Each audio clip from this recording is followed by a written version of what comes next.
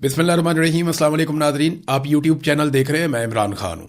गिलगित बल्तिस्तान में इलेक्शन तो चल रहा है, लेकिन एक के बाद एक लतीफ़ा भी हो रहा है। एक तो पाकिस्तान की एस्टेब्लिशमेंट ने अपनी टीमें भेजी हुई हैं, कुछ डिजिटल मीडिया के प्लेटफॉर्म एस्टेब्लिशमेंट ने बनाए और उनके अंदर लोगों को भर्ती किया और उन लोगों को अब भिजवाया गया है गिलगित बल्तिस्तान में, और वो जाकर अजीबोगरीब रिपोर्टिंग कर रहे हैं। ड्यूटी उनकी ये है, जो चीज़ें वो बता रहे हैं कि नंबर एक, वहाँ पे लेवल प्लेइंग फील्ड है, वो तो पूरी दुनिया ने देख ली। जो असद कैसर के साथ हुआ, जुनैद अकबर के साथ हुआ, या सलमान अकरम राजा, नईम हैदर पंजूथा, और जो कुछ हुआ शौकत बसरा के साथ, या बाकी लोग पाकिस्तान तहरीक इंसाफ के उम्मीदवारों के साथ जो हो रहा है, जो कुछ वहाँ पे वोटर लिस्टों के साथ हो रहा है, तो ये सारी चीज़ें देख के तो साबित होता है ना कि क्या हो रहा है।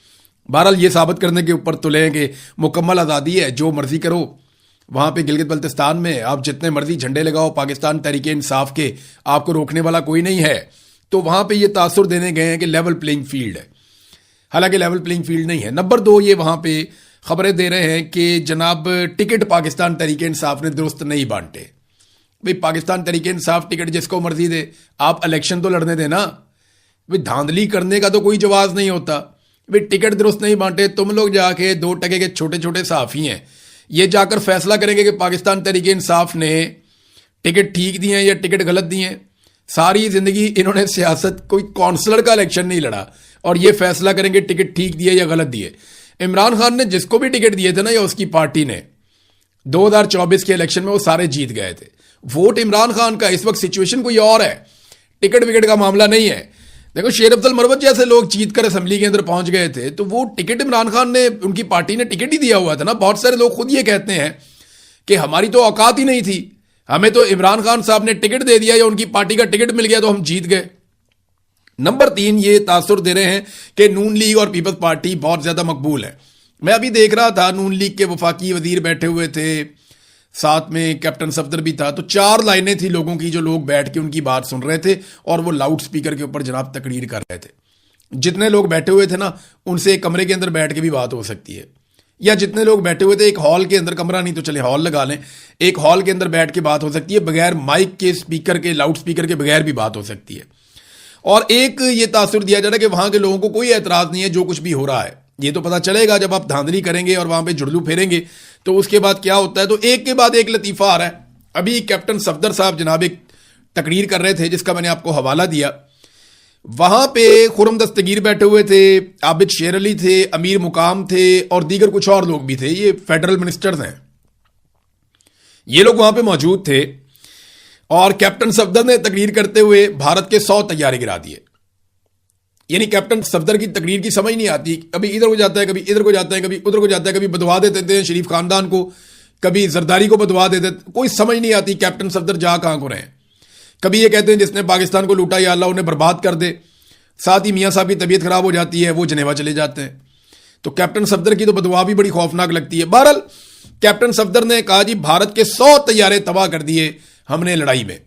अब ये तैयारे तो इतनी तेज तो डोनाल्ड ट्रंप ने इतनी लंबी छोड़ दे जितनी लंबी कैप्टन सफदर ने छोड़ दी है। ये सारे छोड़ू ही हैं मुझे लगता है। मरियम नवाज आती हैं, इतनी लंबी लंबी छोड़ती हैं, बंदा हैरान हो जाता है। कैप्टन सफदर उनका शौहर, वो छोड़ता है, बंदा हैरान हो जाता है। पता नहीं इनके बच्चे कल को क्या करेंगे। ये पूरी छोड़ू खानदान है। नवाज शरीफ ने इतनी इतनी लंबी छोड़ी, इतने 100 अरब कुर्बान, फलाने इलाके के ऊपर कुर्बान, खैबर पख्तूनख्वा वालों ये पैसे कुर्बान, फलानी जगह पे ये पैसे कुर्बान हो। मियां नवाज शरीफ ने कर कर तकरीरें पूरे पाकिस्तान में 1000 एयरपोर्ट बना दिया था इलेक्शन कैंपेन में पिछली मरतबा, तो वो कुछ भी नहीं हुआ। बाद में किसी को कोई पैसा नहीं दिया। तो बड़ी लंबी लंबी छोड़ते हैं। शहबाज शरीफ ने कितनी लंबी लंबी छोड़ी, जरदारी को सड़कों पर ना घसीटा तो मेरा नाम शहबाज शरीफ नहीं है।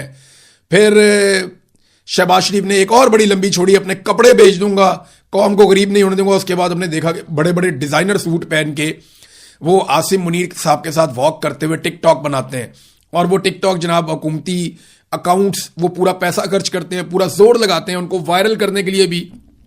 सूरत हाल ये है। अब ये कैप्टन सफदर ने छोड़ दिए जनाब 100 तैयारे इंडिया के हमने तबाह कर दिए। ना इस बात का इंडिया को पता है, ना पाकिस्तानी फौज को पता है। ये तो पाकिस्तानी फौज का मजाक उड़ा रहे हैं एक तरह से। अब जितनी लड़ाई हुई है, जैसी लड़ाई हुई है, उसको वैसे ही रहने दें। एक कामयाबी अल्लाह ने पाकिस्तान को दी है, आप उसको एग्जेजरेट कर करके क्यों मशकूक बना रहे हैं। तो कैप्टन सफदर ने जनाब अली अब 100 तैयारे तबाह कर दिए। सराजुल हक साहब ने वहां पे एक हक कोई की है और ठीक बात की है। जमात इस्लामी के साबिक अमीर हैं सराजुल हक साहब, और मैं आपको एक बात बताऊं, जब मैं जबरी तौर पे लापता होकर वापस आया ना अपने घर में, तो बड़े सियासतदान मुझे छुप छुप के फोन करते थे, सहाफी भी, एवं डर डर के। उन्हें पता था वो मुझे मिलने के लिए आएंगे, उनके लिए प्रॉब्लम हो जाएगा। बहुत सारे लोग मुझे मिलने नहीं आते थे। सहाफियों ने तो फिर भी हौसला किया, सियासतदान डरते थे मुझे मिलने आने के लिए। वो सोचते थे कि इमरान रियाज को मिलने के लिए जाएंगे तो हम ज़ेरे अताब आ जाएंगे, हमारे लिए मुश्किलात बढ़ जाएंगी। तो उस वक्त सिराजुल हक साहब सबसे पहले मेरे घर आए थे, जमात इस्लामी के अमीर। तो सिराजुल हक साहब आए थे, उन्होंने आकर अफसोस भी किया और जो कुछ मेरे साथ हुआ पूरी बातचीत मेरे से उन्होंने सुनी भी। तो सिराजुल हक साहब ने वहां पे हक की बात की है। उन्होंने बिलावल को कहा कि शर्म आनी चाहिए आपको कि पाकिस्तान तरीके इंसाफ के हाथ बांधे हुए हैं और आपको इजाजत दी हुई है कि आप इनके मुंह के ऊपर मुक्के मारें, और आप वो करते चले जा रहे हैं। वैसे सिचुएशन भी यही है कि जो बड़ा खिलाड़ी है, मेन खिलाड़ी है, उसको मैदान से आउट करके बाकी सारों को खुला छोड़ा हुआ है, जाओ मौजें करो, जो दिल करता है वो जाके वहां पे करो। इन्हें फ्री हैंड दिया हुआ है, इमरान खान के हाथ बांध के पंचिंग बैग बना के इनको दिया हुआ है कि आप इमरान खान को मुक्के मारो। और ये ऐसे बेशर्म है कि ये मार रहे हैं और इन्हें शर्म भी नहीं आ रही कि कल को इसी लेवल का जुल्म इनके साथ हो चुका है। लेवल तो बहुत फर्क है एक्चुअली। जुल्फिकार अली भुट्टो की फांसी, बेनजीर भुट्टो की शहादत, ये दो बहुत बड़े सदमे हैं पाकिस्तान पीपल्स पार्टी के साथ। लेकिन वो भुट्टो की पॉलिटिकल पार्टी थी, आजकल जरदारियों का राज है इस पार्टी के ऊपर। तो इनके साथ, जरदारियों के साथ तो कोई ऐसा जुल्म नहीं हुआ। हाँ, बिलावल की वालदा शहीद हुई हैं, लेकिन इनका तर्ज अमल वो नहीं है जो बेनजीर भुट्टो का था। जमहूरियत के बारे में इनकी सोच भी वैसी नहीं है। बहरहाल जो टाउट सहाफी हैं वो वक्त से पहले कुछ गवाहियां भी देना शुरू हो गए हैं, और वो गवाहियां दे रहे हैं कि किसी सूरत भी पाकिस्तान की एस्टेब्लिशमेंट पीटीआई को गिलगित बल्तिस्तान में और कश्मीर में हुकूमत नहीं बनाने देगी। और यही बात हम आपको कई हफ्तों से पहले से बता रहे हैं कि पाकिस्तान की मिलिट्री एस्टेब्लिशमेंट ये बात कभी भी बर्दाश्त नहीं कर सकती, और ये बात कभी भी उन्हें काबिल कबूल नहीं है कि गिलगित बल्तिस्तान और कश्मीर जैसे हसास इलाकों में कोई कठपुतली हुकूमत ना हो, और कोई ऐसी हुकूमत हो जो सवाल पूछे, जवाब मांगे, कोई ऐसी हुकूमत हो जो आज़ादाना तौर पे अपने फैसले करे, अपने लोगों का हक मांगे। तो ऐसी हुकूमत जो है वो सूट नहीं करती पाकिस्तान की एस्टेब्लिशमेंट को। उन्हें एक कमजोर और कठपुतली हुकूमत सूट करती है इन इलाकों में। तो वो इसके लिए पूरी कोशिश करेंगे। नाज़रीन, नवाज शरीफ साहब गिलगित बल्तिस्तान के अवाम के साथ वादे करके इलेक्शन से पहले ही जिनेवा निकल गए अपने इलाज के लिए। गिलगित बल्तिस्तान के लोगों को कह रहे थे आपको अस्पताल दूंगा, आपको इलाज दूंगा, आपको तालीम दूंगा, और खुद अपने इलाज के लिए मियां साहब इलेक्शन में वोटिंग से पहले ही गिलगित बल्तिस्तान से निकलकर जनेवा चले गए। इतलात के मुताबिक कुछ जराए ये बता रहे हैं कि नवाज शरीफ साहब जनेवा सिर्फ इलाज के लिए नहीं गए, अभी उन्हें कुछ और लोग भी आकर ज्वाइन करेंगे और पाकिस्तान से जाएंगे और जाकर ज्वाइन करेंगे। जब ज्वाइन करेंगे तो आपको मेरी खबर की तस्दीक हो जाएगी। जो इतला आ रही है वो ये है कि पाकिस्तान से कुछ और लोग जाएंगे, जाके नवाज शरीफ को ज्वाइन करेंगे अपने इलाज के लिए। ये अभी तक खानदान कब से इक्तदार में, देखें, नवाज शरीफ एक्साइज मिनिस्टर, वजीर खजाना, फिर नवाज शरीफ जो है वजीर आला, फिर नवाज शरीफ 3 मरतबा वजीर आजम, 3 मरतबा शहबाज शरीफ वजीर आला, हमजा शहबाज 1 मरतबा वजीर आला, शहबाज शरीफ 2 मरतबा वजीर आजम, फिर हमजा शहबाज के बाद मरियम नवाज वजीर आला। इस खानदान ने इक्तदार के इतने लोशे और इतने मजे लिए हैं, लेकिन ये खानदान पिछली 4-5 दिहाइयों से इक्तदार में होने के बावजूद आज तक एक अस्पताल नहीं बना सका जिसमें इस खानदान का इलाज हो जाए। आज भी इनको इलाज करवाने के लिए ये बाकायदा खबर जारी करते हैं कि इलाज करवाने के लिए यूरोप निकल गए। तो आज भी इलाज के लिए यूरोप जा रहे हैं। तो ये इनके ऊपर बोझ है। एक आम पाकिस्तानी जिसके पास पैसा है, अगर वो अपना इलाज करवाने के लिए पाकिस्तान से बाहर जाता है, आप उसका गिरबान नहीं पकड़ सकते। वजह यह है कि उसको लगता है पाकिस्तान में वो फैसिलिटी नहीं है, जो पाकिस्तान से बाहर है वो जाए, जाकर अपना इलाज करवाए, अपने पैसों से जा रहा है ना। लेकिन ये हुक्मरान जो 40 साल 50 साल से यहां पे हुक्मरान है, ये अपना इलाज जाकर बाहर से करवाएं तो इनका गिरबान आप पकड़ सकते हैं। इसलिए कि जनाब आपने पाकिस्तान में क्या सेहत का निजाम कर दिया कि आपको अपने इलाज के लिए बाहर जा, फर्ज करें ना जर्मनी का एक बड़ा सियासतदान उठे और वो इलाज करवाने के लिए फ्रांस चला जाए या किसी और मुल्क में चला जाए, तो वो अपनी तौहीन और बेइज्जती समझेंगे। चीन का सदर उठे और कहे जी मैं इलाज करवाने के लिए जा रहा हूं अमेरिका, तो ये वो अपनी बेइज्जती समझेंगे। ये गलत बात है। दुनिया के अंदर ऐसे नहीं होता, लेकिन पाकिस्तान के अंदर ये होता है और हमने बार बार ये होता हुआ देखा है। बहरहाल मियां साहब निकल गए। मियां साहब के साथ हुई बहुत बुरी है। मियां साहब अपने पूरे सियासी करियर में जो बनना चाहते थे, इमरान खान साहब एक छलांग मार के वो बन गए। हालांकि मियां साहब को बार बार ये बनने का मौका मिला। कि पाकिस्तान में उनका तोती बोलता हो, हर आदमी उनसे प्यार करता हो, नौजवान नस्ल उनके लिए पागल हो और लोग उनके लिए जान कुर्बान करने के लिए भी तैयार हो जाएं। मियां साहब को बार बार इस बात के लिए मौका मिला, उन्हें यह लड़ाई प्लेट में रखकर मिली, लेकिन मियां साहब ने इस लड़ाई को एक मर्तबा भी नहीं लड़ा, बल्कि हर मर्तबा वो पीठ दिखाकर पाकिस्तान से बाहर भाग गए। और अब लोगों से शिकवा करते हैं कि मुझे भागना क्यों पड़ा। यानी आप लोगों से शिकवा, इमरान खान ने क्या कहा था? उसने कहा था कि मैं अकेला भी रह गया तो मैं अपनी आखिरी सांस तक लड़ूंगा। वो अपना वादा पूरा कर रहा है। नवाज शरीफ कहते हैं जी मेरे साथ खड़े होगे तो मैं लड़ूंगा, नहीं खड़े होगे तो मैं नहीं लड़ूंगा, मैं डील करके निकल जाऊंगा। इमरान खान में और नवाज शरीफ में फर्क यह है कि नवाज शरीफ ने हमेशा लोगों से कहा कि मेरे साथ वफादार रहना, और अगर मुझे जरा सी भी कमजोरी महसूस हुई तो मैं लड़ाई छोड़ के निकल जाऊंगा। इमरान खान ने अपने लोगों को कहा कि मैं तुमसे वादा करता हूं कि मैं अपने आखिरी सांस तक लड़ूंगा और मैं तुम्हारे लिए लड़ रहा हूं, तुम मेरे साथ खड़े होकर लड़ो। तो इमरान खान ने लोगों से इस बात को मशरूत नहीं किया कि तुम लोग खड़े होगे तो मैं लड़ूंगा, तुम नहीं खड़े होगे तो मैं नहीं लड़ूंगा। इसीलिए लोग इमरान खान के साथ खड़े हैं और नवाज शरीफ वो नहीं बन पाया जो इमरान खान एक छलांग में बन गया। ये तकलीफ नवाज शरीफ साहब को हमेशा रहेगी और ये तकलीफ देती भी है उन्हें। नाज़रीन, कश्मीर का मामला जो है वो बिगड़ता जा रहा है। उसकी बड़ी वजह यह है कि ऑल पार्टीज कॉन्फ्रेंस हुई।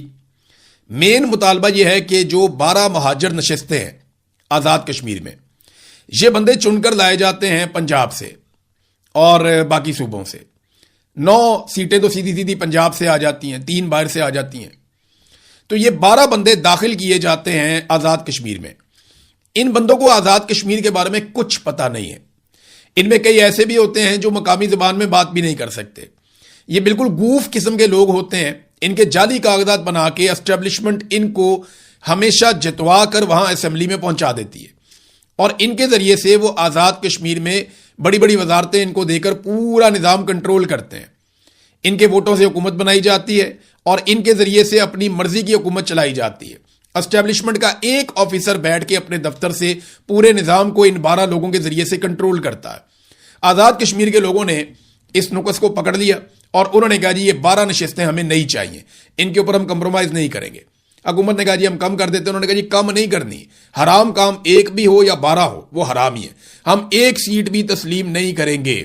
मेरे ज़हन में एक तजवीज़ थी कि ये 12 नशिस्तें अगर रखना जरूरी है कि जनाब आपको मकबूजा कश्मीर वाला आपका केस कमजोर हो जाता है तो फिर आप ये कर सकते हैं कि आप इनको अलामती तौर पर रख लें, या वजीर आजम के पास जो एक सिस्टम बना हुआ है इदारा, उसके अंदर इनको आप शामिल कर दें ताकि सिस्टम के अंदर ये लोग मौजूद भी रहें। लेकिन आजाद कश्मीर में हुकूमत बनाने या हुकूमत गिराने में या वजारतों में इनका कोई हिस्सा नहीं होना चाहिए, इनको उससे बाहर निकालें। असल तरीकाकार तो ये है। अब आजाद कश्मीर के लोग डट गए हैं। अवामी जॉइंट एक्शन कमेटी ने सख्त अहकाम जारी किए अपने लोगों को और जगह जगह उनकी मीटिंग्स हो रही हैं। और जो मैं अब आपको इतला देने वाला हूं वो है खौफनाक इतला। सबसे पहले तो आप ये जान लें कि ऑल पार्टीज कॉन्फ्रेंस के शुरका ने अब ये दाव खेला है कि इस मामले को सुप्रीम कोर्ट में ले जाएं आजाद कश्मीर में। तो सुप्रीम कोर्ट से कोई एक ऐसा ऑर्डर ले लें जिसकी बुनियाद पे वो ये कहें जी इलेक्शन करवा लेते हैं, नई आने वाली असेंबली इसके ऊपर फैसला कर दें। लेकिन जॉइंट अवामी एक्शन कमेटी इस बात को नहीं मानेगी। मेरी उनके लोगों से मैंने खबर हासिल की है, वो कहते हैं जी हम नहीं मानेंगे और उन्होंने तैयारियां अपनी पूरी कर ली हैं। आजाद कश्मीर में बहुत सारे खानदान ऐसे हैं जो मुझे जाती तौर पे जानते हैं और मुझे ये इंफॉर्मेशन मिली है कि लोग राशन इकट्ठा कर रहे हैं। 15 दिन का, 1 महीने का, 1.5 महीने का लोग राशन इकट्ठा कर रहे हैं कि बवक्ते ज़रूरत हम अपने आसपास के लोगों को भी दे सकेंगे और बवक्ते ज़रूरत वो हमारे काम भी आएगा। तो ये एक इशू अब हुकूमत को देखना पड़ेगा कि उन्हें अवामी एक्शन कमेटी की बात तस्लीम करनी है या नहीं करनी। अगर वो बात नहीं मानते तो मामला एहतजाज की तरफ जाएगा, अगर वो बात मानते हैं तो एस्टेब्लिशमेंट का कंट्रोल आज़ाद कश्मीर के ऊपर से कम हो जाएगा। अब लोग राशन इकट्ठे कर रहे हैं और जो जॉइंट अवामी एक्शन कमेटी है उसने एक हिकमत अमली भी बना ली है कि अगर मोबाइल फोन बंद होते हैं तो क्या करना है, इंटरनेट बंद होते हैं तो क्या करना है, अगर कोई फॉल्स फ्लैग ऑपरेशन होता है तो उसका क्या करना है। बड़े पैमाने पर नौजवानों की ड्यूटियां लगाई गई हैं। हर इलाके से, हर गली मोहल्ले से नौजवान चुने गए हैं और उन्हें यह बताया गया है कि अगर कोई भी शख्स बाहर से अंदर दाखिल हो और आप उसे नहीं जानते तो उसको आइडेंटिफाई करें। ना सिर्फ आइडेंटिफाई करें बल्कि पकड़ें और पकड़ के पूरी तहकीक करें। और नौजवानों की बाकायदा टीमें बना दी गई हैं। तो जो फॉल्स फ्लैग ऑपरेशन का एक मंसूबा हमेशा एस्टेब्लिशमेंट की जानिब से बनाया जाता है कि कोई ना कोई ऐसी हरकत करवा दो उस हरकत के बाद सारा मलबा डालो तहरीक के ऊपर और लोगों के ऊपर गोली चला दो। तो इसको नाकाम बनाना सबसे मेन चीज थी और इस पे जो अवामी जॉइंट एक्शन कमेटी है उन्होंने खासा काम किया है। अब हुकूमत के पास टाइम बहुत थोड़ा रह गया है। ये आजकल में मुज़ाकरात होने हैं 6-7 तारीख तक, फिर 9 तारीख को उनका एहतजाज शुरू हो जाएगा। तो ऐसा दिखाई देता है कि लंबे अरसे तक ये एहतजाज चलेगा। हुकूमत ताकत से निमटने की कोशिश करेगी, बंदों को उठाएगी, अगवा करेगी, गिरफ्तार करेगी, लेकिन इस सूरत में जॉइंट अवामी एक्शन कमेटी ने अपनी दूसरी, तीसरी और चौथे दर्जे की क़यादत भी पहले से बता दी है कि जनाब अगर ये बंदा गिरफ्तार होता है तो फिर कौन अमल दरामद करवाएगा, फिर कौन आएगा, उसके बाद कौन आएगा।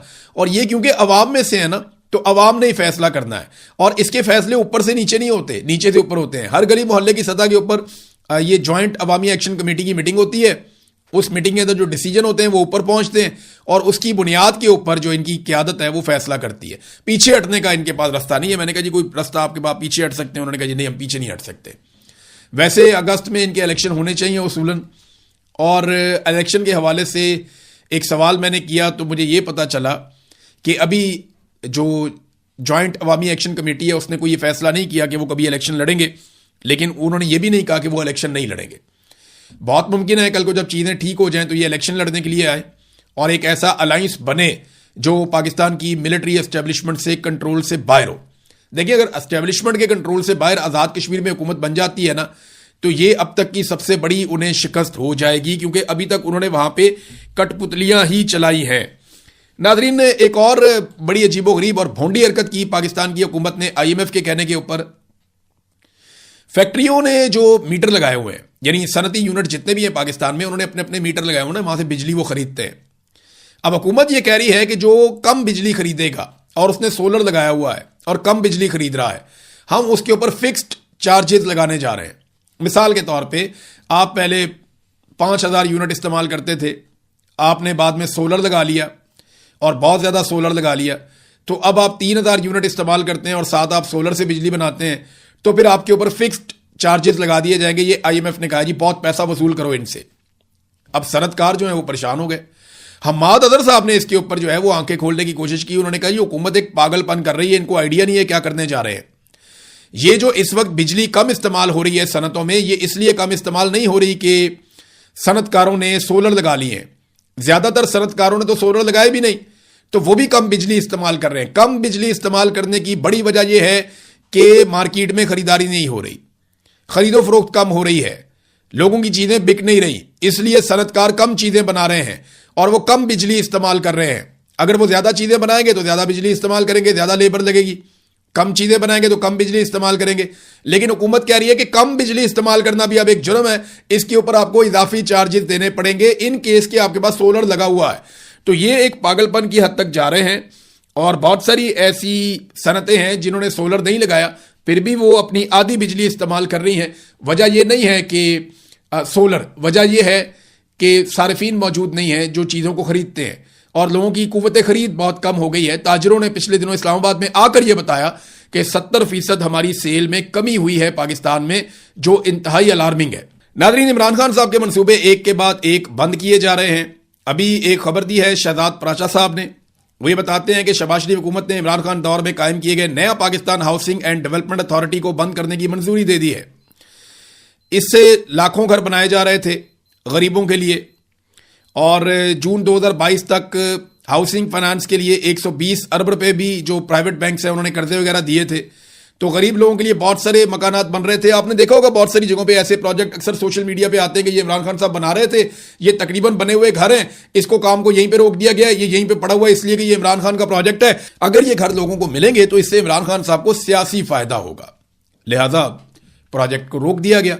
इसी तरह हेल्थ कार्ड इमरान खान साहब का खत्म कर दिया गया, अब पनाहगाहें खत्म कर दी गई, लंगर खाने खत्म कर दिए गए और बेशुमार मंसूबे हैं इमरान खान। एहसास प्रोग्राम है, नौजवान प्रोग्राम है, पता नहीं कौन कौन से हैं, बहुत सारे प्रोग्राम इमरान खान साहब के खत्म कर दिए। तो आज एक प्रोग्राम और खत्म कर दिया गया। नाजरीन, एक बात मैं बार बार आपको याद दिलाता रहता हूं, मैं आज फिर आपको इस वीलॉग में याद दिलाऊंगा कि रिजवी बरादरान का अभी तक कुछ पता नहीं चल रहा। पाकिस्तान की एस्टेब्लिशमेंट ने, एजेंसियों ने उन्हें अगवा किया था मुरीदके से। दोनों भाई तब से लेकर अब तक गायब हैं, उनका कुछ पता नहीं है और कभी कोई दावा किया जाता है, कभी कुछ दावा किया जाता है, कभी मीडिया पे कोई खबर चलवाई जाती है, लेकिन ना अदालत इंसाफ दे पा रही है, ना निज़ाम इंसाफ दे पा रहा है, और ना ही तहरीक लब्बैक से ताल्लुक़ रखने वाले उलमा इकराम ने दोबारा आवाज़ उठाई। यानी दावे ये बहुत बुलंदो बांग करते थे कि हम ये कर देंगे, तैसी ऊंच कर देंगे, हमसे बड़ा कुर्बानी देने वाला कोई नहीं है, हमसे बड़ा मुकाबला करने वाला कोई नहीं है। पाकिस्तान तहरीक इंसाफ को ये अजीबोगरीब और ज़ूमानी किस्म के जुमले बोलते थे उनकी कमज़ोरी पे, तो तहरीक इंसाफ ने तो इतनी मार खाई, आज तक डटी हुई है। उनका लीडर 3 साल से जेल में, वो हार नहीं मान रहा, और रिजवी बरादरान गायब है, ना इनकी पार्टी नजर आती है, ना कोई और नजर आता है, ना कोई बात करता है। और बात कौन कर रहा है? हम लोग कर रहे हैं, और हम ये बात करते रहेंगे। आज मैं बबांगे दोहल ये कहता हूं कि रिजवी बरादरान के साथ ज्यादती हो रही है।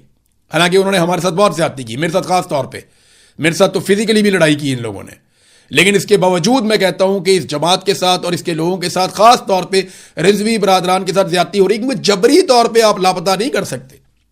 कानून के मुताबिक केस बनाइए, अदालत में पेश कीजिए, अदालत के अंदर इनको सजा दीजिए। जो इन्होंने हमारे साथ किया कानून के मुताबिक इनको निपटा जाए, लेकिन यह नहीं हो सकता कि आप इनको जबरी तौर पे गुमशुदा कर दें और फिर कोई कानून ही ना हो।